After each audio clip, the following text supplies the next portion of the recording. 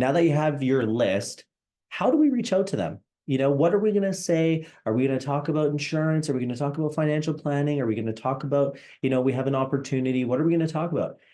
The answer is none of that. You're not going to talk about any of that. At this point, what we want to do with the qualified contacts, so those 4 to 5 pointers, right? In that macho list, there are 4 to 5 of those. We want to call for what we call a field training appointment.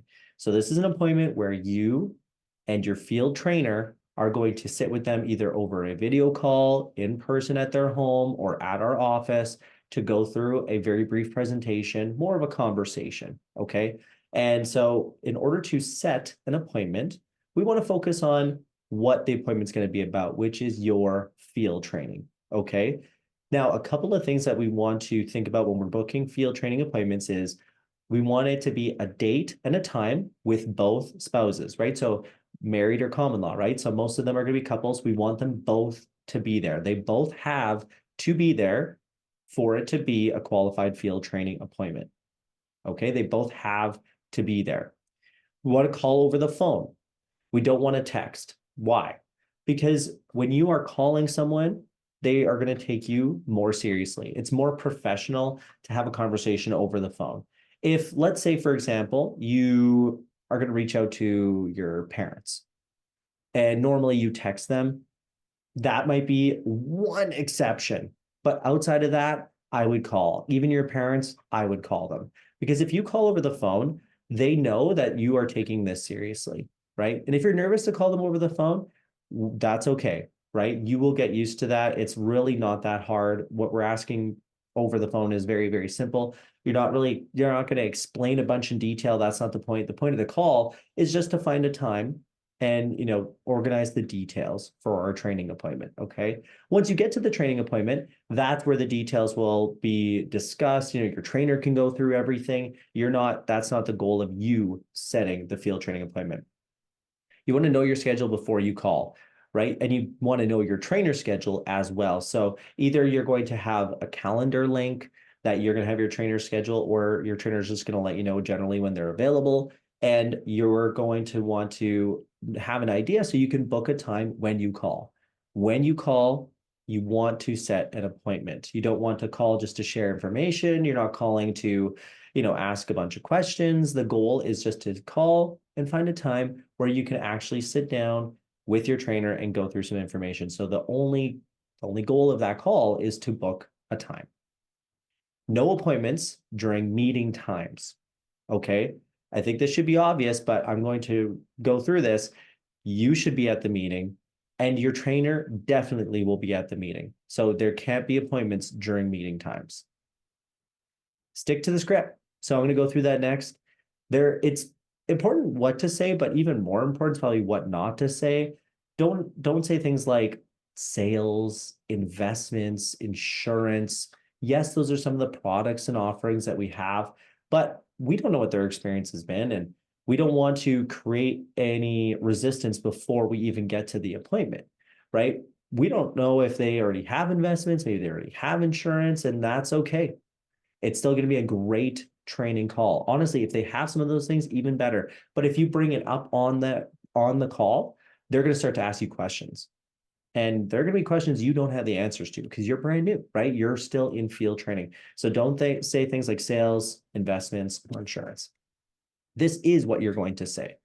You're going to focus on things like, hey, I am just getting started in a new part-time career, and I'm working on getting my financial licenses. I thought that you and your partner could help me out with a 30-minute video call or an in-person meeting with my trainer. And, it might not be for you, but I want you to know enough to feel comfortable to refer me. Okay, so these things are the things that we do want to cover. And below this video, there's going to be a full script word for what to say. But basically, to break that down, why do we want to talk about these things? So first off, hey, I'm not sure if you knew this or not, but I just started a new part-time career. The reason you want to mention that is because that's the reason for the call. Okay. Hey, listen. So this is the reason for my call so that they know why you are calling them. The second point, you're working on your financial licenses. So you want them to know it's in finance. You want to know why you're doing field training. It's because you're getting your financial licenses, but you're not talking about, what we do and the details of it. They just know it's in finance. Okay. Third, you thought that they could help you out. When we ask others for help, they're much more likely to sit with us versus if we offer them help. People don't want to be offered help. And at the same time, we can't just call people and offer to help them because we don't know if they even need what we do yet, right? But they can help you by asking for an appointment to do a training call, right? They can help you with that. And then from there, if there is ways that we can help them, we will know at the end of the field training appointment, and they'll let us know if they want to move forward from there, right? They will let us know. We're not going to force them into anything. That's not going to work. They're going to let us know if they would like to move forward after that. Give them a time frame. So 30 minutes. It often can take longer than that, but 30 minutes is more than enough time to go through the information and to ask the questions that we want to ask during a field training appointment. It only takes longer if they are interested. They want more information. They start asking us questions about what it is and how it works and things like that. Then it'll go longer, right? So 30 minutes is how much time we are asking for, but ultimately it can take longer than that, but it doesn't have to. And lastly, it may not be for you, but I want you to know enough to feel comfortable to refer me. That's really important. It takes the pressure off of them. They don't need to buy anything, and they don't, for it to be a good qualified field training appointment. It could be for them, and we can help them from there if they would like that. But maybe they just know some other people that they could refer us to. And that is also a great opportunity, right? If they know some people that they can refer us to, fantastic. That continues to grow your business. And so there's a couple of common questions that can come up when you're booking field training appointments. There's really only 4 of them. Other than that, if you're getting a bunch of other questions that aren't these 4, likely you're not using the wording in the scripts that I'm providing you. You are using some other script, which at that point, it's pretty tough for me to help you. You could be getting all kinds of questions, right? But in general, most of the time you're going to get these 4 questions. And if you get a different question, I do have a response for that as well. So the first one is, I need to talk to my spouse. That totally makes sense because we want their spouse to be there. And that's a good question. So that's exactly what you're going to tell them. For sure, I definitely want you both to be there. Just generally speaking, if you had to pick a time that would generally work for you guys, would it be on, the weekend or during the week? The reason that you still want to move forward and find a time that would work for both of them is because then they can get back to you if that doesn't work. Versus if you don't set a time and you're waiting for them to talk to their spouse and get back to you, the likelihood that that happens is quite low. They're busy. They have children, most likely. They have activities, jobs, things going on in their lives that it's hard to say that they're going to, be able to get back to you. But if you do have a commitment in place, you have a time and a place set in the schedule, then they will get back to you if they have to change it. If not, then you have your appointment, right? So you do want to set some kind of schedule, ideally on that first call. And then if they need to get back to you to change that, that's okay. Another question that can come up is, what company is it? What company do you work for? Again, very simple, thanks for asking. It's Primerica Financial Services. I'm sure you've heard of it before. And that's it. And then continue from there.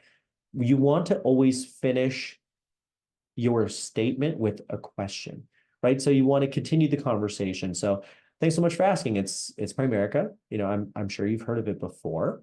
And in terms of us connecting for that training appointment, would be better during the week or on the weekend or earlier in the day or later in the day, something like that. Give them a couple options that they can choose from.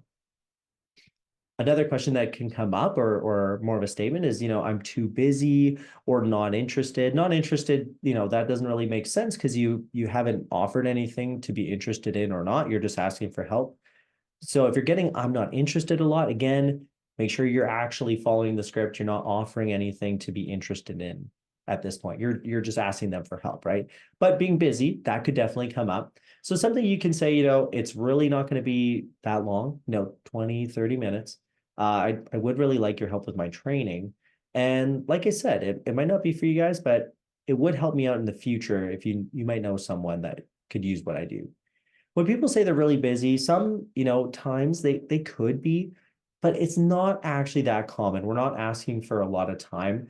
I would say more often it's just a reaction to the question, just, oh, we're very busy, and maybe they don't fully understand what you're asking or that how important it is to you. So by reiterating that it would really help you out to do this, often people will find the time. I've had situations where people say they're busy. We find a time to do an appointment that works. We do the appointment and they just chat the whole time, like they've got so much time, right? What happened? They actually do have time. It's more, is it important to you? That's kind of the question. I'm really busy. I have things that are important to me. Is this really important to you? If it is, I will make time for you, right? That's basically what they're saying when they say, I'm really busy. Okay. And then the last one, I already have an advisor or someone that does my finances. That's a great thing that you want to hear. You want to hear that. Lots of times people are thinking, oh, what if they say they already have someone? Or, oh, they're not going to want to sit with us if they already have someone. That's actually not true. We want to sit with those people. And here's why, because likely they already have things in place that we can then take a look at. You're going to learn a lot more, right, from the experience. If they're open to sharing, you can see what they're already doing. And then if they do want to get a second opinion, they do want to do a plan from there, well, we're going to be able to have something to compare against. We can show them this is what you're doing now, and this is what we would do, and here's the benefits of that. So it's much easier to actually show a comparison if they already have something. If they have nothing, then you're comparing against nothing, and you really just have to show them the value in it. So what I would say in that situation is that's great, even better for my training, because then you'll have better questions to ask. Like I said, it might not be for you guys, but it would help me out in the future. You might know someone that could use what we do. Okay, so bringing it back to referrals and other people that they might know. Now, let's say they ask you a question that isn't one of these four and you're not sure what to say, then you can basically just tell them that. And you could say, hey, you know what? That's a great question. I'm actually not totally sure. I'm just getting started with this, but that is something you can ask my trainer when we connect for our training call or training meeting. When would work best for you during the week or on the weekend, right? So you can always go back to that. I'll say it one more time.